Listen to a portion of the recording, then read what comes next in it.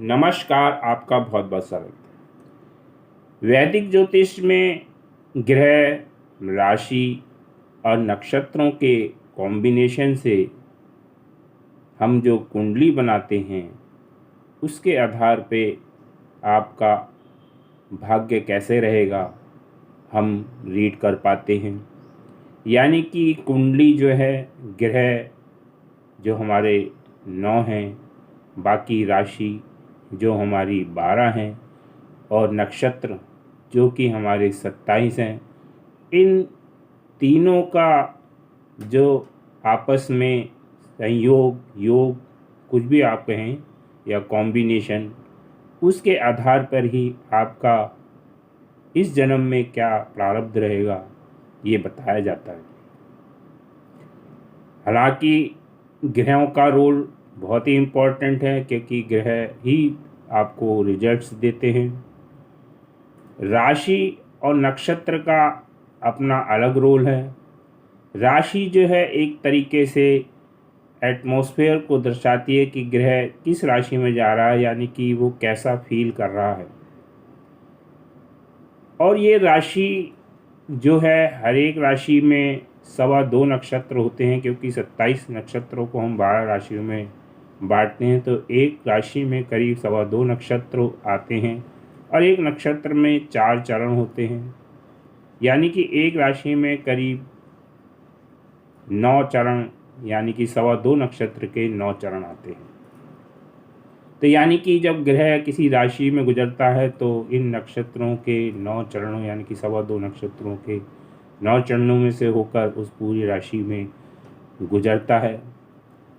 लेकिन जब आपका जन्म होता है तो उस टाइम पे वो ग्रह किस नक्षत्र के किस चरण में है, उसके अनुसार बहुत ज़्यादा फल डिपेंड करता है उस ग्रह का। जैसे कि आप कहीं गाड़ी लेके जा रहे हैं कहीं दूर किसी लॉन्ग डिस्टेंस पे, तो कहीं रास्ते में आपको ट्रैफिक मिलता है, कहीं सड़कें ख़राब मिलती हैं, कहीं बहुत अच्छा शहर मिलता है, कहीं अच्छा एक्सप्रेस हाई मिलता है, तो कहीं गांव देहात मिलता है, कहीं मौसम में बारिश हो रही है, कहीं गर्म मौसम है। तो इस टाइप से जब आप जा रहे होते हैं तो उसी प्रकार आपके मन और मस्तिष्क पे भी प्रभाव पड़ता है। जिस सिचुएशन में आप गुजर रहे होते हैं, ट्रैफिक में हैं तो आप थोड़ा सा विचलित होते हैं। मौसम अच्छा है, किसी ग्रीनिश जगह से होके जा रहे हैं तो आप खुश होते हैं।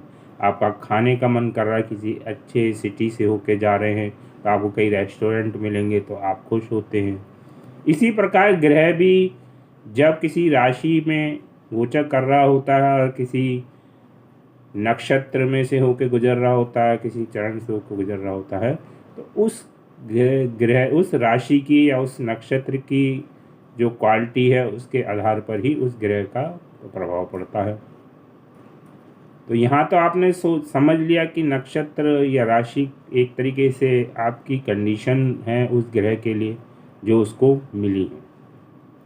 अब यहाँ बात कर लेते हैं कि कुछ नक्षत्र ऐसे होते हैं जो कि शुभ माने गए, यानी कि वो नक्षत्र जिनमें आपका जन्म हुआ है। जन्म नक्षत्र को निकालने का तरीका, जैसे आप राशि निकालते हैं कि चंद्रमा किस राशि में है तो आपकी जन्म राशि होती है, इसी प्रकार चंद्रमा किस नक्षत्र में जब आप पैदा हुए हैं तो वो आपका जन्म नक्षत्र कहलाता है। उसी नक्षत्र के स्वामी के अनुसार पहली महादशा आपको मिलती है। जो भी उस नक्षत्र का स्वामी होगा उसकी पहली महादशा उसी की लगेगी, उसके हिसाब से फिर कर्म चलता। तो जैसे कि मान लो कोई खाने वाला फूडी आदमी है, अगर वो किसी अच्छे रेस्टोरेंट में उसे मिल गया तो उसे बड़ा मज़ा आएगा। या फिर कुछ ऐसे शहर जिसमें हर चीज़ की सुविधा हो, जो भी आपको चाहिए वो मिल जाए, तो ऐसी कोई नक्षत्र कॉमनली बहुत अच्छे होते हैं जिसमें आपका जन्म हुआ है, तो जनरली सभी के लिए बढ़िया फल देते हैं। तो मैं आज उन्हीं 5 नक्षत्रों के बारे में बताऊंगा। अगर आपका वो जन्मकालीन नक्षत्र है तो आपके लिए ये अच्छा है। और नक्षत्रों में जन्मों की अपेक्षा वैसे तो आपका जो भविष्य है या प्रारब्ध है पूरी कुंडली देख के, अन्य ग्रहों की स्थिति भी देख के, केवल चंद्रमा की स्थिति से ही नहीं बताया जा सकता, क्योंकि जन्म नक्षत्र जो है चंद्रमा के आधार पर निकाला जाता है।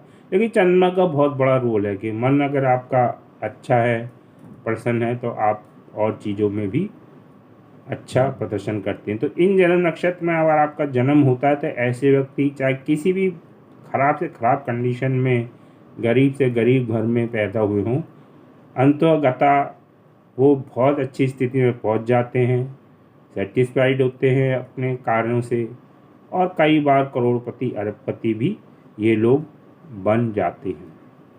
तो आज मैं उन्हीं 5 नक्षत्रों के बारे में आपको बताने वाला हूँ। तो सबसे पहला जो नक्षत्र है वो हमारा सूर्य देव का है, जिसे कृत्तिका नक्षत्र कहते हैं। इस नक्षत्र में जन्मे व्यक्तियों में ऑटोमेटिकली सूर्य की क्वालिटीज़ होती हैं, और ये सूर्य का बहुत अच्छा नक्षत्र होता है। तो सूर्य की क्वालिटी वाला व्यक्ति आप जान सकते हैं कि सफलता की तरफ इजीली उसको प्राप्त होती है सफलता। दूसरा नक्षत्र है रोहिणी का, जो चंद्रमा का नक्षत्र है, जिसे रानी कहा जाता है, और ये चंद्रमा का बहुत ही बढ़िया नक्षत्र है। तो इस नक्षत्र में भगवान श्री कृष्ण का जन्म भी हुआ था। तो जब भगवान श्री कृष्ण ने इस नक्षत्र को पसंद किया, यानी कि चंद्रवंशी थे, तो जाहिर सी बात है इस नक्षत्र की क्वालिटी आप भगवान कृष्ण से ही देखकर समझ सकते हैं। यानी कि आपका रोहिणी नक्षत्र है या कृत्तिका नक्षत्र है, तो दोनों ही बढ़िया नक्षत्र हैं।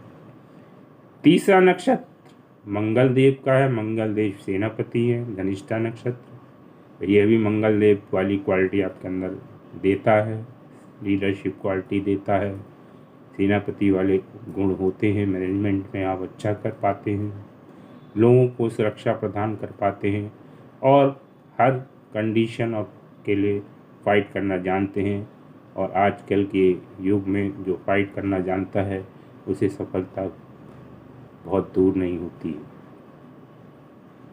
अब चौथा नक्षत्र शनिदेव का। शनिदेव न्याय के देव, कर्म के देवता, उनका पुष्य नक्षत्र बहुत ही ज़्यादा शुभ माना जाता है। अगर आपका जन्म नक्षत्र पुष्य है तो ये शनिदेव की कृपा है आपके ऊपर रहेगी। आप कर्मठ होंगे, न्यायप्रिय होंगे, और अच्छी तरीके से अपने कर्मों को द्वारा सफलता प्राप्त करेंगे, क्योंकि आज कर्मशील व्यक्ति सफलता की तरफ अवश्य जाता है। तो ऐसे व्यक्ति आपको बहुत धनवान, न्यायप्रिय और कर्मशील अवश्य मिलेंगे। अब बात करते हैं 5वें नक्षत्र की, जो हमारे देवगुरु बृहस्पति का नक्षत्र है, पूर्व भाद्रपद नक्षत्र। तो ऐसे में देवगुरु बृहस्पति वाली क्वालिटी आपके अंदर हुआ। आप ज्ञानी होंगे, विवेकशील होंगे, बुद्धिमान होंगे, लोगों की जो है समझ रखते होंगे, लोगों को समझाने की समझ रखते होंगे, और ऐसा व्यक्ति सुलझा हुआ होगा। और जब सुलझा हुआ व्यक्ति होगा तो वो अपनी प्रॉब्लम को खुद ही सुलझा लेगा, और सफलता उससे बहुत दूर नहीं रहेगी। यानी कि ये 5 नक्षत्र अगर आपके जन्मकालीन नक्षत्र हैं तो ऐसे नक्षत्रों में पैदा हुए व्यक्ति निश्चित ही सफलता अवश्य प्राप्त करते हैं। तो इस वीडियो में इतना ही।